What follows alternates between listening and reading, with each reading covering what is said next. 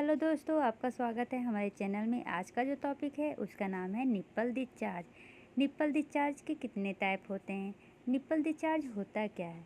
जब हमारे निप्पल से कुछ बाहर निकल रहा है। अब कुछ में कुछ भी हो सकता है, जैसे कि हम नॉर्मल लैक्टेशन के समय में क्या देखते हैं कि ब्रेस्ट फीडिंग के समय मिल्क बाहर निकल रहा है, तो वो तो नॉर्मल होता है, ठीक है।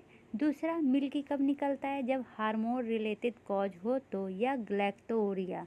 इन तीनों समय मेरी जो निप्पल डिस्चार्ज होता है वो मिल्की होता है। लेकिन अगर जब येलो निकले तो, अगर येलो निकल रहा है इसका मतलब कि वो इन्फेक्शन के कारण हो रहा है, ठीक है।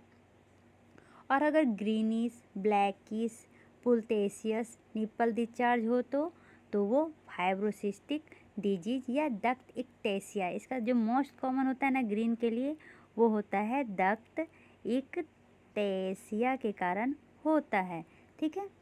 उसके बाद ब्रॉन ब्रॉन क्यों होता है? तो ये फाइब्रोसिस्टिक डिजीज या मेमेली डक्ट इक्टेसिया के कारण होता है, ठीक है।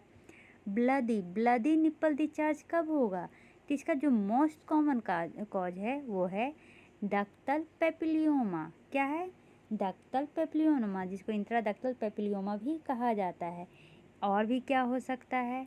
तो कार्सिनोमा हो सकता है, डक्ट इक्टेसिया हो सकता है, लेकिन अगर कोई मोस्ट कॉमन पूछे तो डक्ट पेपिलियोमा या इंट्राडक्टल पेपिलियोमा, ठीक है। क्लियर कब होता है पानी की तरह?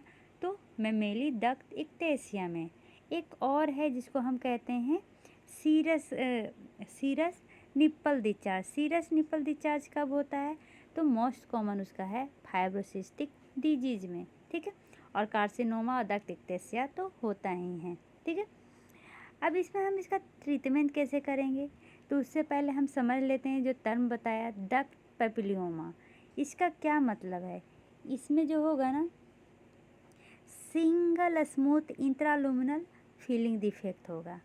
कार्सिनोमा, इसमें क्या होगा? मल्टीपल इरेगुलर इंट्रालुमिनल फीलिंग डिफेक्ट होगा। और इक्टेसिया में क्या होगा? इसमें है ना डक्ट इस तरह से डायलेट हो जाता है डक्ट इक्टेसिया में, ठीक है। यहाँ तक समझने में कोई भी प्रॉब्लम नहीं है। अब देखते हैं कि अगर ये हो गया तो इसका ट्रीटमेंट कैसे करेंगे। तो अगर ट्रीटमेंट की बात आती है तो डक्ट पेपिलियोमा हुआ है, डक्ट पेपिलोमा, तो इसमें हम कौन सा ट्रीटमेंट करते हैं? तो करते हैं माइक्रोडोसेक्टोमी। क्या? माइक्रोडोसेक्टोमी। इसमें क्या होता है, जो डक्ट इन्वॉल्व होता है ना उसको मिली काट के निकाल दिया जाता है। अगर डक्ट इक्टेसिया हो तो क्या? डक्ट इक्टेसिया।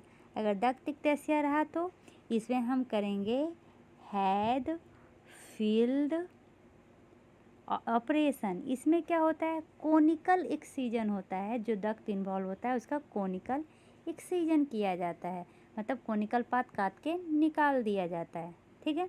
यहाँ तक समझने में कोई भी प्रॉब्लम नहीं है।